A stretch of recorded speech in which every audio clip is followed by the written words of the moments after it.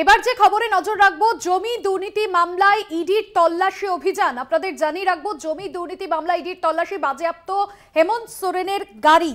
হেমন্তের বাড়ি থেকে উদ্ধার ৩৬ লক্ষ টাকা। মুখ্যমন্ত্রীর গতিবিধি নিয়ে চরম ধোঁয়াশা।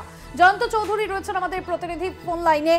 জয়ন্তদা, জমি দুর্নীতি মামলায় ইডির তল্লাশি, বাজেয়াপ্ত হেমন্ত সোরেনের গাড়ি এবং ৩৬ লক্ষ টাকা উদ্ধার হয়েছে।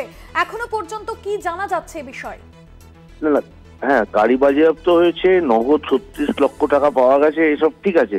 কিন্তু সবচেয়ে বড় খবর যেটা, এইখানে সবচেয়ে গুরুত্বপূর্ণ বিষয় যেটা, সেটা হচ্ছে আজকে প্রায় ৩৬ ঘন্টা হতে চললো, মুখ্যমন্ত্রীর কোনো হদিশ ঝাড়খণ্ডের সচিবালয়েও দিতে পারছে না।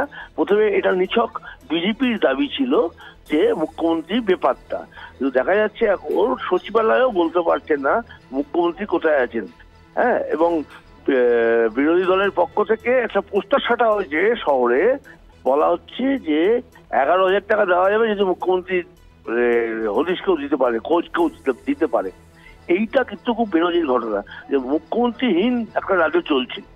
হ্যাঁ, অন্যান্য বিষয়গুলো ঠিক আছে, যে সেগুলো তদন্ত চলছে, মামলা হবে, বিচার হবে, কে দোষী কে নির্দোষ সেটা পরে জানা যাবে। কিন্তু মুখ্যমন্ত্রী ৭ বার তার আগে ইডি তাকে সমন করেছিল, তিনি একবারও সেই তলবে সাড়া দেননি। আর তারপর থেকে ৩৬ ঘন্টা হয়ে গেল, মুখ্যমন্ত্রী সচিবালয় থেকে পর্যন্ত তার কোনো হদিশ দিতে পারছে না। এটা খুব একটা, সেই অর্থে বলতে গেলে, অস্বাভাবিক ঘটনা। একদমই। ধন্যবাদ জানাবো জয়ন্তদা তোমায়। জয়ন্ত চৌধুরী আমাদের প্রতিনিধি ছিলেন ফোন লাইনে। আপনাদের জানিয়ে রাখবো, হেমন্ত সোরেনের বাড়ি থেকে উদ্ধার ৩৬ লক্ষ টাকা এবং এখনো পর্যন্ত তার কোনো রকম কোনো খোঁজ পাওয়া যাচ্ছে না। ঝাড়খণ্ডের মুখ্যমন্ত্রী হেমন্ত সোরেনের গাড়ি বাজেয়াপ্ত করা হয়েছে, ইডি হানায় বাজেয়াপ্ত হয়েছে তার গাড়ি।